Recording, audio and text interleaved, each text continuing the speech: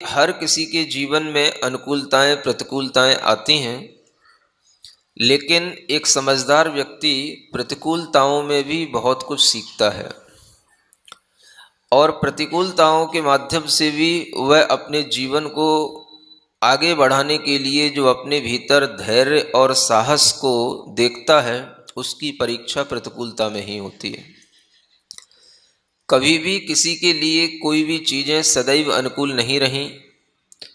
किसी के लिए कभी भी ग्रहों की दशा हो या कोई अन्य दशा हो, हमेशा एक जैसी नहीं रहती। हर जातक की जब कुंडली बनती है तो उस कुंडली में सभी प्रकार के जो 12 खाने होते हैं, 12 घर होते हैं, सब में होते हैं।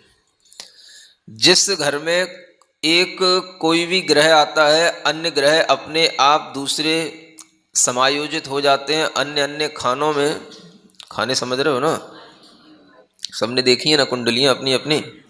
हाँ, तो वह सब ग्रह अपने आप समायोजित हो जाते हैं। मतलब कि वह एक गणित है कि जिस समय पर जातक का जन्म होता है, उस समय पर जैसे ग्रह की जो दशा होती है, उसके अनुसार अन्य ग्रह भी अपने आप समायोजित हो जाते हैं। और उसके जीवन काल में कोई ना कोई समय ऐसा आएगा जब किसी ना किसी ग्रह की दशा चल ही रही होगी। तो हर व्यक्ति के जीवन काल में वह दशा आती है जब कोई ना कोई ग्रह उसके लिए उदय को प्राप्त होता है, लेकिन वह ग्रह केवल हमें एक सूचना देते हैं कि आपके साथ ऐसा घटित होगा, हो सकता है। यह जरूरी नहीं है कि आपके साथ ऐसा ही घटित होवे, क्योंकि एक ग्रह के साथ में अनेक और ग्रहों के भी प्रभाव होते हैं और वह ग्रह तो केवल एक गणित है, एक लक्षण है, एक सूचना है। वह वैसा होवे ही ये कोई जरूरी नहीं होता, क्योंकि उसके साथ में और भी अन्य अनेक ऐसी चीजें होती हैं जो हमारे देखने में नहीं आती, लेकिन वह भी अपना प्रभाव दिखाती हैं। तात्पर्य यह है कि आप लोग यह समझने की कोशिश करें कि जीवन में हमेशा एक जैसी दशा किसी की भी नहीं रहती है। हमेशा ही एक जैसा प्रभाव, एक जैसी सुख शांति, एक जैसा ही हमेशा व्यापार में उठाव, हमेशा एक जैसी अनुकूलताएं, ये कभी भी नहीं रहती हैं। यह उतार चढ़ाव हमेशा चला करता है और उसके बीच में अगर हमारे मन में कभी यह भाव आ जाता है कि यह इनके ग्रहों के कारण से हो रहा है, तो यह हमारी एक अज्ञानता होती है, क्योंकि वह उन ग्रहों के कारण से नहीं हो रहा। ग्रह तो एक सूचनात्मक एक चिन्ह होते हैं, होता तो आपके अपने ही कारणों से होता है। अगर आप ऐसा सोचते हैं कि ग्रहों के कारण से ऐसा हो रहा है, तो ये आपकी वही अज्ञानता होगी जैसे कि किसी को बुखार आया और किसी ने थर्मामीटर अपने कांख में लगाया और फिर जो है उससे बुखार ना पा, तो वो यह सोचे कि ये थर्मामीटर के बुखार के कारण से हमको बुखार आ रहा है। नहीं समझ आया? थर्मामीटर बुखार दिखा रहा है, भाई आपको 101 बुखार है, तो आप क्या सोच रहे हो? इसके कारण से हमको बुखार आ रहा है। बुखार उसके कारण से तुमको नहीं आ रहा है। वह जो बुखार आ रहा है उसको वह बाहर से दिखा रहा है, नपा रहा है, आपके नापने में वो सहायक बन रहा है कि ये बुखार तुमको इतना हो रहा है। समझ आ रहा है? उसी तरह से कोई भी ग्रह होते हैं, उनकी दशाएं अगर खराब भी होती हैं तो वह तब आपको समझ में आती हैं जब आपके लिए कोई प्रतिफल उसका दिखाई देता है। लेकिन उस प्रतिफल में यह नहीं सोचना चाहिए कि इन ग्रहों के कारण से ऐसा हो रहा है, हो तो हमारे अपने कर्मों के कारण से हो रहा है। उसका गणित बाहर से लगाया जाता है तो यह कहा जाता है कि इस ग्रह के प्रभाव में अभी ये आपका समय चल रहा है, इसलिए यह फल आपको मिलेगा ही। क्या समझ है? वो ग्रह अब आपके फल को बदल नहीं पाएगा। ग्रह की पूजा करने से आपका फल नहीं बदलेगा। क्या समझ आ रहा है? लोगों के अंदर वो थर्मामीटर का उदाहरण ध्यान में रखो। अब उस थर्मामीटर का बुखार आप डाउन कर दो झटका के, तो बुखार डाउन हो गया है? वो तो एक सूचक है कि आपको क्या हो रहा है, इस बात को बताने का। समझ आ रहा है?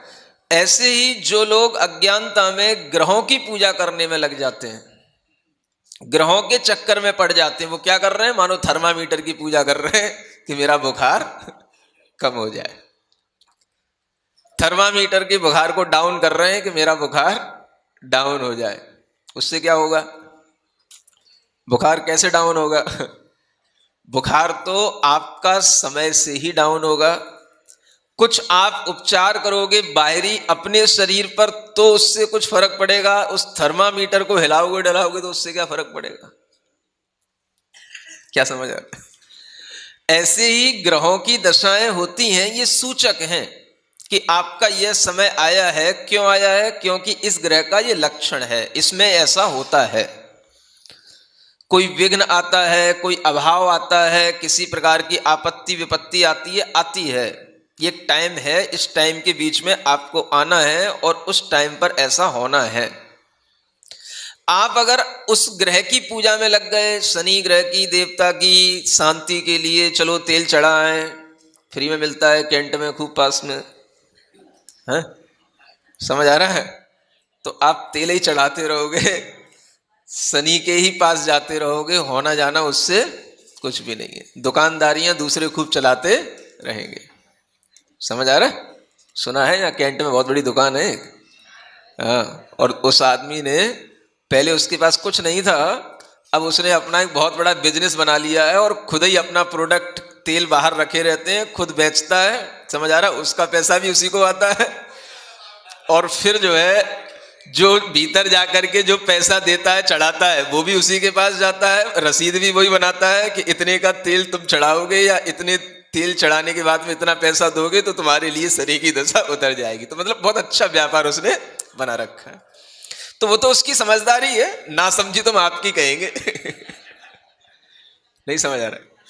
कोई व्यक्ति अगर आपकी बेवकूफी का फायदा उठा रहा है तो हम तो उसे तो समझदारी कहेंगे, ना समझ तो आप हो, बेवकूफ तो आप लोग हो। तो दुनिया में व्यापार चलाने का सबको स्वतंत्रता मिली है, कोई भी किसी भी तरीके से व्यापार चलाए, उसकी उसमें कोई गलती नहीं है। वो तो जानता है कि आदमी अज्ञानता में बह रहा है, तो इस अज्ञानता का फायदा हर कोई उठा रहा है, तो वो भी उठाता है। समझ आ रहा है? तो कुल मिलाकर के ऐसा सिस्टम बना रखा है कि यहीं से चीज शुरू होगी। यहां की फीस अलग है, यहां आएगा पहले व्यक्ति तो उसकी पहले फीस अलग होगी, फिर उस चीज को हम दूर करेंगे, 15 दिन में होगा, 20 दिन में होगा, उसकी फीस अलग होगी। फिर बीच बीच में हर सैटरडे को आपको आना है, तेल चढ़ाना है, वो तेल वहां से ही खरीदना है, वही तेल लेना है, उसकी वो तेल की कीमत वही है, फिर बाद में वही तेल वहां चढ़ के फिर उन्हीं बोतलों में फिर पैक होता रहता है और वही सब पूरा बढ़िया व्यापार उसका चलता रहता है। समझ आ रहा है? तो आदमी को दिमाग चाहिए, आज के समय में तो ऐसे व्यापार कितने चल रहे हैं जिनकी कोई गिनती नहीं है। तो वो क्यों चल रहे हैं? वो सब ऐसे ही अज्ञानता के कारण से जो चक्कर लगाते रहते हैं, उनके माध्यम से व्यापार चलते रहते हैं और चलते रहेंगे। दुनिया में कभी भी किसी की अज्ञानता पूर्ण रूप से कभी भी समाप्त ना हुई है और एक साथ ना कभी किसी की हो सकती है। तो इसमें कोई भी मतलब आपत्ति वाली बात नहीं है। बस समझने की बात इतनी है कि हम अपनी अपनी अज्ञानता को संभाल लें, अपनी अज्ञानता को दूर कर लें। समझ आ रहा है? दुनिया की अज्ञानता दूर करने का ठेका नहीं ले रखा और ना हो सकती वो। हाँ, तीर्थंकरों के सामने भी नहीं हो पाई, बाद में भी नहीं हो पाई, तो किसी के सामने नहीं हो सकती। तो आप लोग ये विचार करें कि हम उस अज्ञानता के शिकार तो नहीं है। जितने लोग सुन रहे हैं उतने लोग भी यदि विचार कर लेंगे तो भी जो है यह सुनना सार्थक हो जाएगा कि ये अज्ञानताएं जो हमारे दिमाग में चलती रहती हैं, इसके कारण से बहुत अच्छी अच्छी दुकानें बढ़िया चलती हैं और जिनकी दुकानें चल रही हैं वो चलती रहें। उन्हें हम कोई अभिशाप नहीं दे रहे हैं, हम तो आप लोगों को बता रहे हैं कि आप लोग अपनी अज्ञानता के ऊपर अपना जो एक भ्रम पड़ा हुआ है उससे बचने की कोशिश करें। समझ आ रहा है?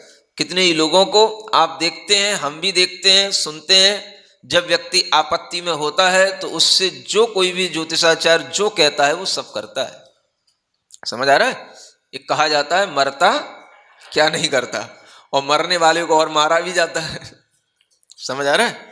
एक तो आदमी के पास कह रहा है कि मेरा घाटा चल रहा है, पैसा नहीं है, समझ आ रहा है, और जब ज्योतिषाचार्य कहता है भैया तू इसमें पन्ना की अंगूठी लगा है, इस वाली उंगली में तू ये कौन सी नीलम की नग पहन, समझ आ रहा है, तो आदमी को अब 10,000 20,000 के नग और खरीदना, वैसे ही तो घाटा चल रहा है, और 10,000 20,000 का नग खरीदेगा और उसी के पास से खरीदेगा, कुछ उसको भी देगा। तो बस वही है, जो मर रहा है वो मरता जाता है, जो उठता है वो उठता जाता है। तो ये दुनिया की दशा चल रही है, चलती रहेगी, समझ आ रहा है, और लोग इसी भ्रम में पड़े रहेंगे। उन्हें सत्य का ज्ञान बहुत दुर्लभ है, असत्य का ज्ञान तो बहुत सुलभ है, सत्य का ज्ञान दुर्लभ है। तो वही यहां पर बताया जा रहा है कि भगवान की भक्ति करने का हमें फल नहीं मिलता।